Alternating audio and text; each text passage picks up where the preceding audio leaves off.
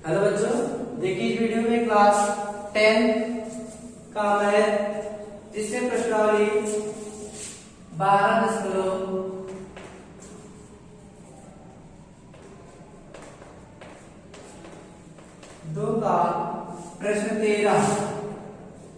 ठीक, ये आपका प्रश्नावली समाप्त होने वाला है। ठीक, देखते हैं प्रश्न 13। एक गोल मेज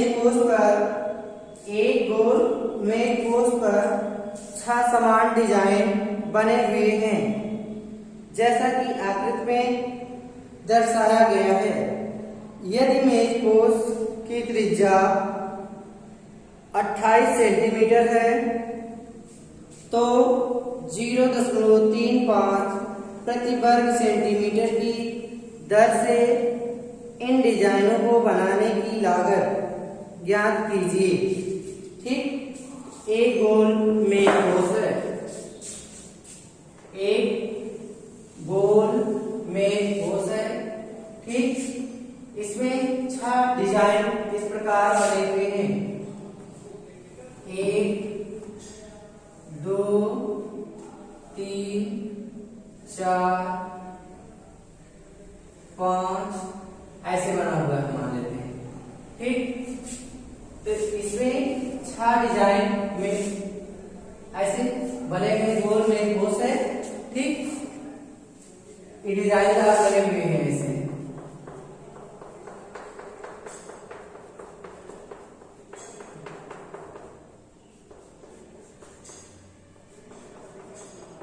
ठीक, जिसमें उसके केंद्र से उसकी त्रिज्या दी गई है।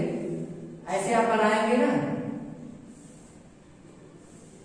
ये सब बनाया नहीं गया किताब में, ऐसे बनेगा। ठीक, तो इसकी त्रिज्या दी गई है 28 सेंटीमीटर। ठीक, 28 सेंटीमीटर ये त्रिज्या होगी। सभी त्रिज्या क्या होगी? बराबर होंगे। ठीक, कितने मेज पोस्ट है? 6 मेज पोस्ट है। ठीक, तो केंद्रीय कोण पर बना कोण कितने अंश का होता है? 360 अंश का। तो कितने भागों में इसको बांटा गया है? 6 भागों में। देखिए 1 2 3 4 5 और 6। तो एक त्रिकोण बनेगा जो, देखिए अगर एक की बात की जाए तो यहाँ पर कितने अंश का एक कोण बनेगा? 360/6 कर देंगे। ठीक, 6 36। ठीक, कितने अंश का बनेगा? 60 अंश का। एक त्रिज्यखंड जो होगा वह कितने अंश का कोण बनाएगा? 60 अंश का कोण बनाएगा। ठीक, तो सबसे पहले हम एक त्रिज्यखंड का क्षेत्रफल निकालेंगे, फिर उसके बाद त्रिभुज का निकालेंगे, फिर हमें किसका निकालना है? क्षेत्रफल। इस डिजाइन जो बने हुए हैं उनका क्षेत्रफल निकालना है। ठीक, देखिए क्या कह रहा है। एक गोल मेज पोस्ट पर 6 समान डिजाइन बने हुए हैं। 6 समान डिजाइन बने, मतलब ये सभी क्या है? समान है। यदि मेज पोस्ट की त्रिज्या 28 सेंटीमीटर है तो 0.35 प्रति वर्ग सेंटीमीटर की दर से इन डिजाइनों को बनाने की लागत क्या होगी?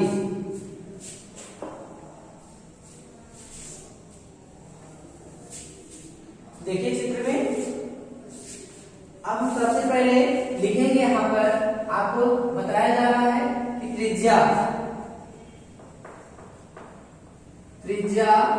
R बराबर 28 सेंटीमीटर। ठीक, और क्या है? त्रिकोण थीटा कितने अंश का कोण बनाएगा? 60 अंश का। अभी बताया गया ना, क्योंकि 6 मेज पोस्ट है और 6 अब जानते हैं केंद्र पर बना कोण 360 होता है, तो उसको 6 भागों में बांट देते हैं तो आ जाएगा आपका 360/6। तो थीटा बराबर आ जाएगा 60 अंश। ठीक, अब हम निकालते हैं 1 2 3 4 5 6 त्रिज्यखंड बन रहा है। ठीक, तो एक त्रिज्यखंड का क्षेत्रफल, त्रिज्यखंड का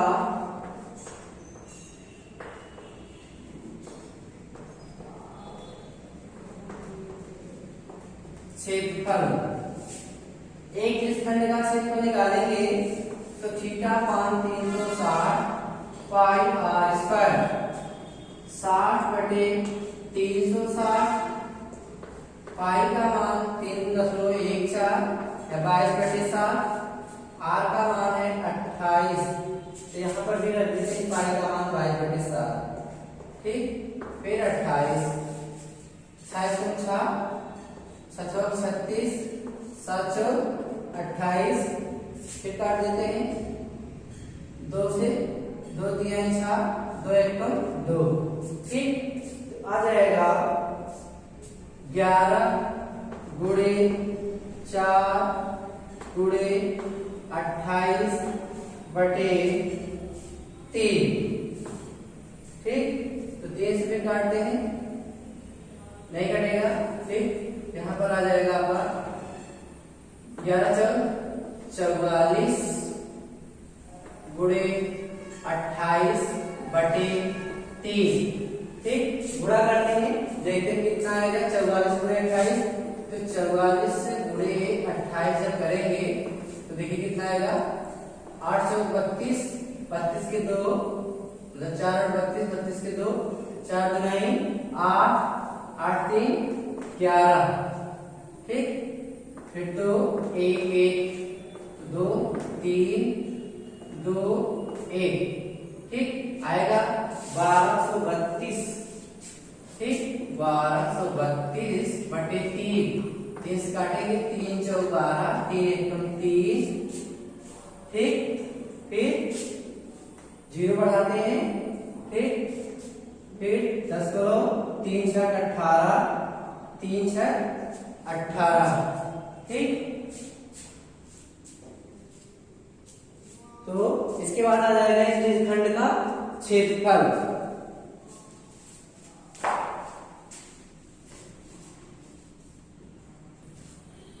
देखिए आपका इस खंड का क्षेत्रफल आ गया 410.66 वर्ग सेंटीमीटर।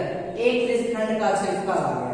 ठीक, अब हमें निकालना है इस डिजाइन का क्षेत्रफल। ठीक, तो डिजाइन का क्षेत्रफल निकालने के लिए हम क्या करते हैं, जो हमारा खंड बना हुआ है, ठीक, और उसमें जो जीवा खींचा गया है, जीवा के साथ डिजाइन बना हुआ है। ठीक, इसमें हम क्या करते हैं, इसमें एक लंब खींचते हैं, चाहे जिस त्रिज्यखंड में ले लेते हैं। तो अगर इसमें हम एक त्रिज्यखंड खींचते हैं, एक लंब खींचते हैं, ठीक, मान लेते हैं O है और यहाँ पर AM, और इस जीवा का नाम दे देते हैं AB। ठीक, माना जीवा AB पर एक लंब, यहाँ लिखेंगे माना जीवा AB पर एक लंब OM खींचा। ठीक, तो जब लंब खींचा जाएगा तो उस स्थिति में AM बराबर हो जाएगा MB के। ठीक, और कोण कितने अंश का बन रहा था, 60 अंश का, तो कोण का डिवाइड हो जाएगा 30 अंश का हो जाएगा, तो बनेगा यहाँ पर 30 अंश का और यहाँ पर भी 30 अंश का। तो हम लगाएंगे साइन थीटा बराबर लंब बटे कोण। ठीक, तो साइन 30 अंश हो जाएगा।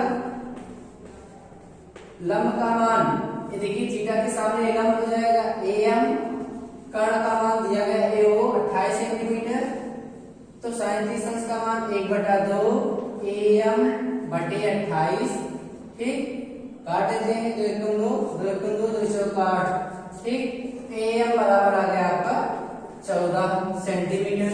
तो AM अगर 14 सेंटीमीटर आ गया तो MB भी कितना जाएगा 14, तो AB बराबर आपका आ जाएगा 14 + 14 मतलब 28 सेंटीमीटर।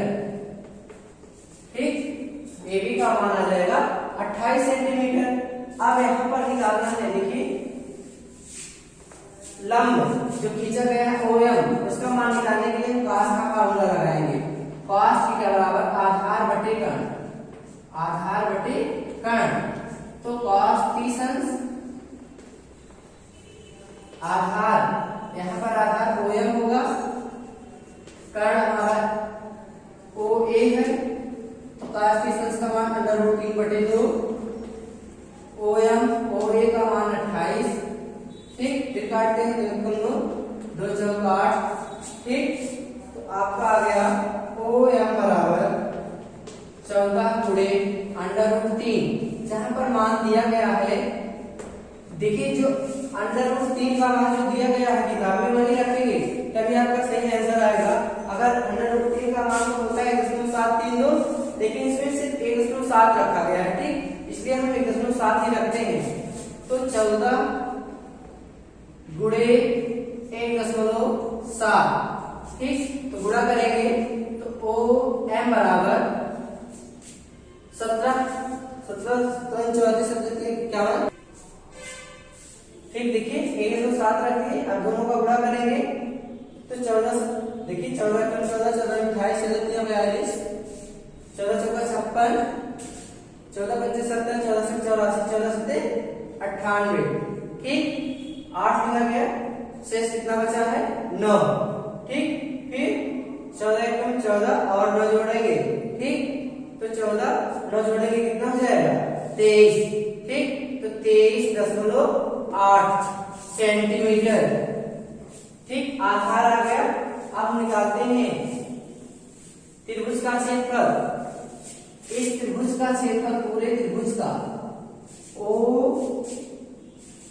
त्रिभुज OAB का क्षेत्रफल 1/2 आधार AB ऊंचाई OM, तो 1/2 आधार 28 आया है, AB का मान, OM का मान आया है 23.8, ठीक, तो 2 एकम 2 2 चौक 8 आ गया आपका 14 गुणे 23.8, गुणा करेंगे, ठीक, देखिए गुणा करने पर आया है 332.2 वर्ग सेंटीमीटर त्रिभुज का, ठीक। अब हमें निकालना है डिजाइन का क्षेत्रफल। इस डिजाइन का क्षेत्रफल जब निकाला जाएगा तो लिखा जाएगा एक डिजाइन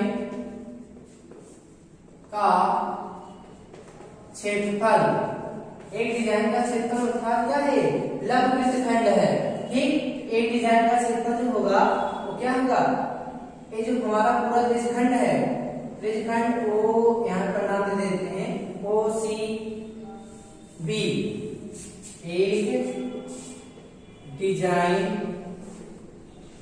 का क्षेत्रफल बराबर त्रिभुजखंड का क्षेत्रफल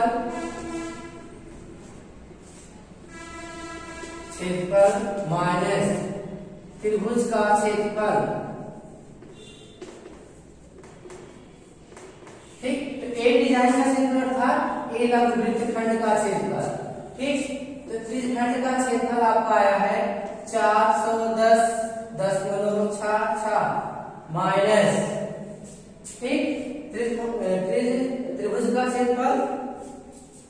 क्षेत्रफल आया है 333.2, ठीक, दोनों देखिए घटाने पर आपका आ गया 77.46 वर्ग सेंटीमीटर।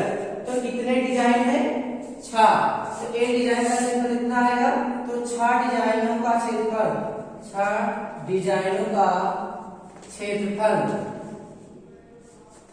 तो 6 डिजाइनों का क्षेत्रफल आ जाएगा। देखिए हम यहाँ पर गुणा किए थे 77.46 गुणे 6, ठीक, तो गुणा करने पर आया था 464.76, ठीक, तो 6 डिजाइनों का क्षेत्रफल आ गया 464.76।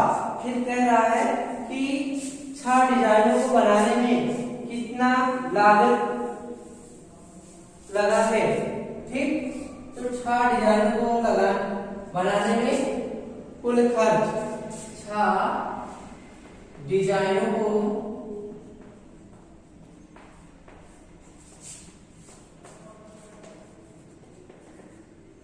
बनाने में कुल लागत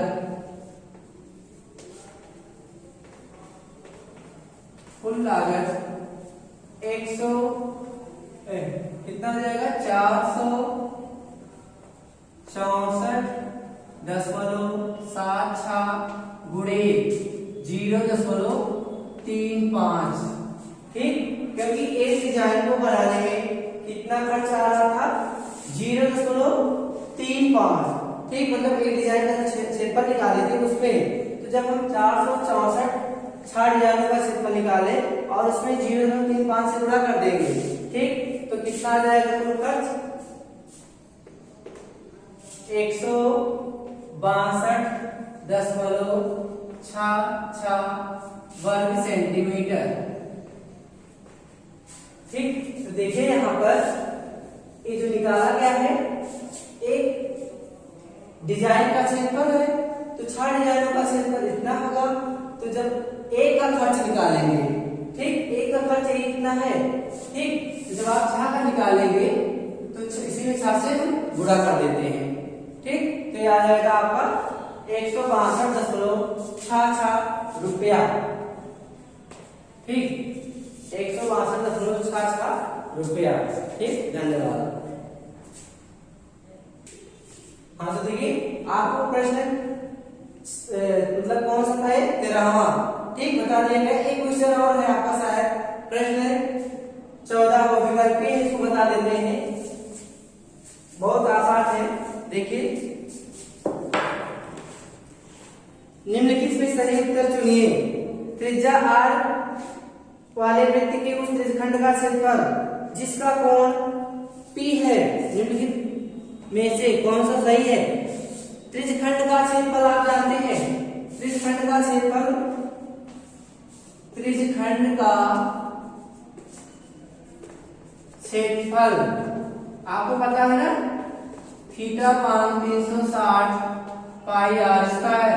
जहां पर कह रहा है इसका कोण P है, तो यहाँ पर लिखेंगे जिसका कोण P अंश है, तो 360 गुणे पाई r स्क्वायर।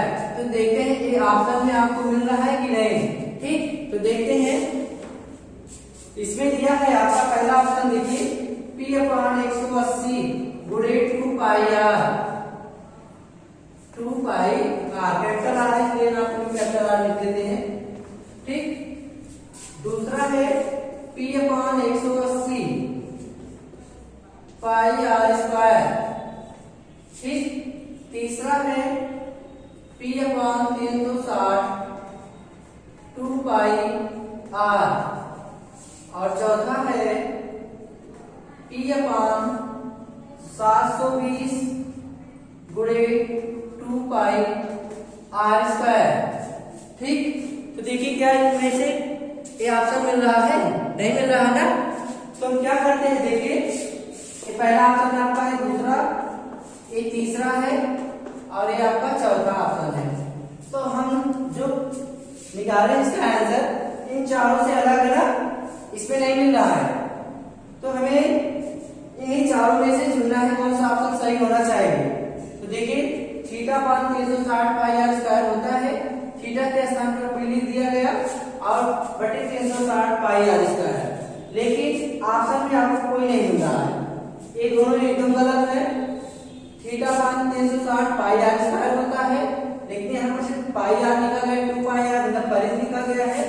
यहाँ पर देखते हैं, देखिए पाई r स्क्वायर तो मिल रहा है, P अंश भी मिल रहा है, लेकिन यहाँ पर 360 के स्थान पर 720 लिखा गया है, और यहाँ पर पाई r स्क्वायर, यहाँ पर 2 पाई r स्क्वायर लिखा गया है। इसका मतलब जानते इसमें क्या किया गया है, P बटे 2 गुणे 360 गुणे 2 पाई r स्क्वायर, इसमें 2 से गुणा 2 से भाग किया गया है। 2 से गुणा 2 से भाग करेंगे तो आपका मिल जाएगा P स्क्वायर बटे 720 गुणे 2 पाई r स्क्वायर। इसका मतलब आपका चौथा ऑप्शन सही है, ठीक। इस वीडियो में इतना ही, आपका प्रश्नावली 12.2 समाप्त हुआ। अगले वीडियो में आपको बताया जाएगा प्रश्नावली 12.3, ठीक। तब तक के लिए धन्यवाद।